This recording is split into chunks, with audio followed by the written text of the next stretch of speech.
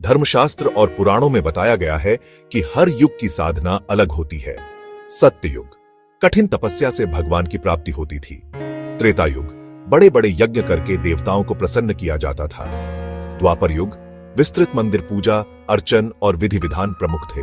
कलयुग, यहां इंसान में धैर्य, तप और शक्ति कम है, इसलिए इस युग में केवल नाम स्मरण, नाम जप और संकीर्तन ही सबसे आसान और प्रभावशाली साधना है। श्रीमद्भागवत महापुराण 12:3-21 में स्पष्ट कहा गया है, कलौ तद हरि कीर्तनम, अर्थात कलयुग में केवल हरि नाम संकीर्तन से ही मोक्ष संभव है। 2. कलयुग में किसकी पूजा करनी चाहिए? क. भगवान विष्णु, श्री कृष्ण, श्री राम। हरिनाम का संकीर्तन कलयुग में सबसे बड़ा साधन है।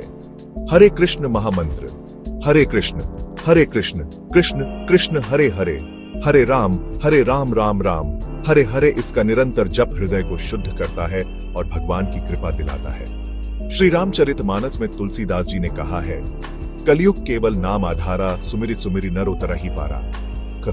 तुलसी जी की पूजा, तुलसी को विष्णु प्रिया कहा गया है। तुलसी का पौधा घर में रखना और उसकी पूजा करना कलयुग में विशेष पुण्यदायी है। तुलसी पत्र के बिना भगवान विष्णु की पूजा अधूरी मानी जाती है। विधि: प्रतिदिन सुबह तुलसी को जल दें, दीपक जलाकर एम तुलस्यै नमः मंत्र का जप करें। भगवान शिव को कल्याणकारी और आशुतोष कहा गया है। कलयुग में शिव नाम स्मरण से शांति, रक्षा और कल्याण होता है। मंत्र एम नमः शिवाय का 108 बार जप करें। सोमवार को शिवलिंग पर जल, दूध या बेलपत्र चढ़ाएं। हनुमान जी को कलयुग का देवता और संजीवनी कहा गया है। उनकी पूजा से भय, रोग, भूत प्रेत और सभी संकट दूर होते हैं। तुलसीदास जी ने लिखा, कलिकाल में राम भक्त हनुमान ही रक्षक हैं। साधना: मंगलवार और शनिवार को हनुमान चालीसा पढ़ें। सिंदूर और चमेली के तेल का अर्पण करें। मां दुर्गा शक्ति और साहस के लिए मां दुर्गा की पूजा करनी चाहिए। कलयुग में आसुरी शक्तियों से रक्षा और आत्मबल के लिए देवी की आराधना अति आवश्यक है।